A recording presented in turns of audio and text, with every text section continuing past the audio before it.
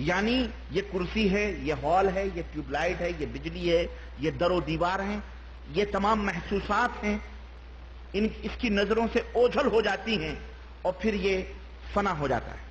اس وقت تھوڑی نیند اور تھوڑی بیداری کا عالم ہوتا ہے، تو اس وقت جو چیزیں نظر آتی ہیں کہ چاہے اللہ کا دیدار ہو، نبی کا دیدار ہو، کوئی بھی سمجھے، تو اس وقت جو چیزیں آتی ہیں ان کو مشاہدات کہتے ہیں۔ ان کو کیا کہا جاتا ہے؟ بڑی باریک بات ہے لیکن اس کو ذہن میں بٹھاؤ، اس کو مشاہدات کہتے ہیں۔ تھوڑی نیند اور تھوڑی بیداری۔ کبھی کبھی عام لوگوں کو بھی ہوتا ہے، بیٹھے بیٹھے تھوڑی سی جھپکی آئی تو ایک خواب جیسا تسلسل شروع ہو جاتا ہے، سمجھ رہے ہیں؟ اب یہ عام لوگوں کو ہوتا ہے، اس لیے اس کا کوئی اعتبار نہیں ہوتا، یہی صوفیوں کو ہو جاتا ہے تو پھر اس کا اعتبار ہو جاتا ہے نا؟ اس کو کہتے ہیں مشاہدات۔ مکاشفات ہے۔ مکاشفہ کس کو کہتے ہیں؟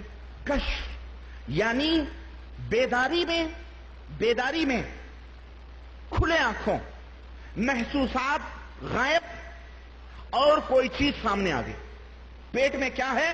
بچہ آ گیا، سامنے نظر آ گیا، اس کو کہتے ہیں مکاشفہ۔ جاگتے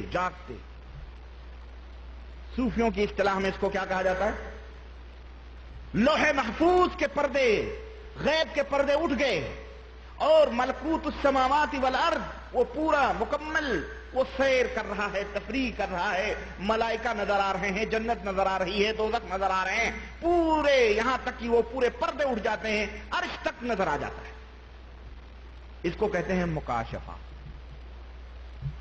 اور ایک ہے رؤیائے صالحہ، اچھے خواب، نیک خواب۔ بہرحال اس میں کوئی شک نہیں کہ اچھے خواب حق ہوتے ہیں، اور یہ انبیاء علیہ الصلوۃ والسلام کے لیے تو مکمل وحی کا ایک درجہ ہے۔ اچھے خواب، نیک خواب، مبشرات، منامات جو ہوتے ہیں یہ نبیوں کے تعلق سے تو بہت اچھی بات ہے، وہ حق ہے، اور وہ بھی بہرحال اس سے بھی ہم استدلال کرتے ہیں، شریعت کے مسائل اس سے بھی ثابت ہوتے ہیں۔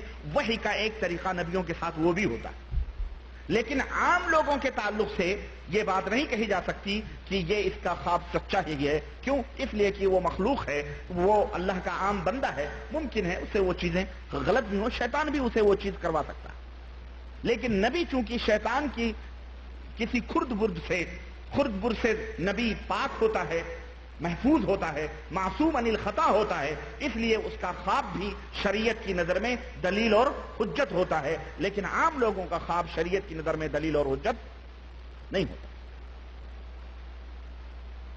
اچھا جناب علی، حضرت نے صفحہ نمبر 6 پر مکاشفات کی شرعی حیثیت کے تعلق سے گفتگو کی ہے، اور صوفی صاحب فرماتے ہیں، ہے نا، مر گیا ہوگا یا زندہ ہے اللہ بہتر جانے، یہ فرماتے ہیں کہ نبی صلی اللہ علیہ وسلم کو بھی خوابوں میں بہت ساری چیزیں آتی تھیں۔ خود حضرت یوسف علیہ السلام نے خواب میں دیکھا کیا؟ یا ابتی ان یرا فی میں یوسف علیہ السلام نے دیکھا خواب میں کہ 11 ستارے دیکھے، تو باپ نے کہا یا بنی لا تقصص رؤیاک علی اخوتک، اے میرے بیٹے یہ خواب اپنے بھائیوں پر نہ بتلانا، ہے نا؟ تو کہتے ہیں کہ وہ خواب آخرکار اس کی تعبیر سچی ہوئی اور وہ نبی بنائے گئے۔ اسی طرح سے کہتے ہیں کہ جناب علی جب سالک جو ہوتا ہے، صوفی سالک، جب ریاضت اور مجاہدہ شروع کرتا ہے اور نفس اور قلب کے تزکیے اور تصفیے اور مراقبے میں کوشش کرتا ہے تو اس کو عالم ملکوت پر اس کا گزر ہوتا ہے، عالم ملکوت پر اس صوفی کا گزر ہونے لگتا ہے، اور اسی لیے ہر مقام پر اس کی حالت کے مناسب واقعات کا کشف ہونے لگتا ہے،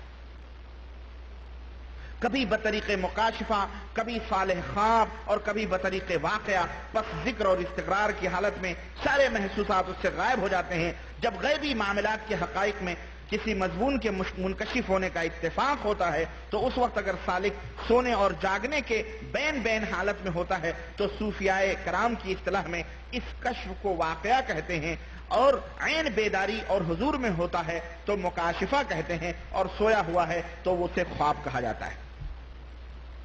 سمجھیں؟ جو جناب علی بہرحال کہتے ہیں کہ اس کے نبی صلی اللہ علیہ وسلم کی وحی کا سلسلہ حضرت عائشہ بیان کرتی ہیں کہ خوابوں میں شروع ہوا، تو اب یہ کہہ رہے ہیں کہ جس طرح نبیوں کے خوابوں سے ہم بہت کچھ ثابت کرتے ہیں، اس طرح اب ان سالکین جو صوفیاء ہیں، جو غوث و خواجہ اور قطب اور ابدال اور ان کا جو اپنا درجہ ہے، ان کے بھی خواب بالکل سمجھیے یوں سمجھیے کہ اسی طرح سے گویا ہوتے ہیں اور اسی طرح سے دلیل لے رہے ہیں۔ چنانچہ بہت ساری احادیث اور کرامتوں سے انہوں نے دلیل پکڑی ہے جو صحابہ کرام رضوان اللہ علیہم اجمعین سے صادر ہوئی ہیں کہ حضرت عمر رضی اللہ تعالیٰ عنہ خطبہ دے رہے ہیں اور کہہ رہے ہیں یا ساریت الجبل، یا ساریت الجبل، اے ساریہ پہاڑ کی طرف، پہاڑ کی طرف۔ تو دیکھو یہ مکاشفہ ہے۔ یہ کیا ہے؟ کہتے ہیں یہ مکاشفہ حضرت عمر کو کشف ہوا تھا، اس وقت کشف ہوا تھا۔ ان حضرت سے کہو کہ حضرت عمر نے کوئی مراقبہ نہیں کیا تھا، یہ کشف، یہ کرامت ہے، کرامت جو اللہ تبارک و تعالیٰ اپنے بندوں کے ہاتھوں پر ظاہر فرماتا ہے۔ اس میں عمر کی اپنی کوئی کوشش اور جد و جہد نہیں تھی۔ تم تو یہ کہتے ہو کہ سالک جب ریاضت کرتا ہے، مجاہدہ کرتا ہے، تو عالم ملکوت میں سفر کرنے لگتا ہے، پھر کوشش اور ریاضت اس کے حسب حال جتنا ترقی کرتا ہے تو مکاشفہ ہوتا ہے۔ گویا یہ وہ چیز ہے جو کسب سے کسبی ہے، حاصل کر کے آدمی کرامت لے سکتا ہے۔ ہم کہتے ہیں کرامتیں کسبی نہیں ہوتی ہیں کہ جب بندہ چاہے کوئی چیز ظاہر کر دے، نہ، بلکہ کرامتیں اللہ عز و جل اپنے نیک بندوں کے ہاتھوں پہ ظاہر فرماتا ہے۔ اس میں اس نیک بندے کا کوئی تعلق، اس کی اپنی ریاضت اور کوشش کا کوئی دخل نہیں ہوتا ہے۔ لیکن یہ حضرت صوفی لوگ جو ہیں اس طرح سے ثابت کرتے۔ بہرحال اس طرح سے انہوں نے مکاشفات اور سب کی باتیں بیان فرمائی ہیں کہ اچھا ایک بات اور بڑی پیاری اس نے بیان کی ہے، صوفی اقبال نے بیان کیا کی ہے کہ منامات اور مکاشفات کی اہمیت، غور سے سننا اس جملے کو، منامات اور مکاشفات کی اہمیت اور حیثیت میں صاحب مکاشفہ کی شخصیت کو بڑا دخل ہے۔ صاحب مکاشفہ یعنی جس کے سامنے کشف ہو رہا ہے، اس کی شخصیت کا بڑا دخل ہے۔ مطلب کیا ہے؟ شخصیت جیسی ہوگی ویسے ہی اس کے سامنے کشف آئے۔ اور ایک بات میں اور بتاؤں، حقیقت یہ ہے کہ حضرت نے یہ بھی لکھا ہے کہ اللہ اکبر،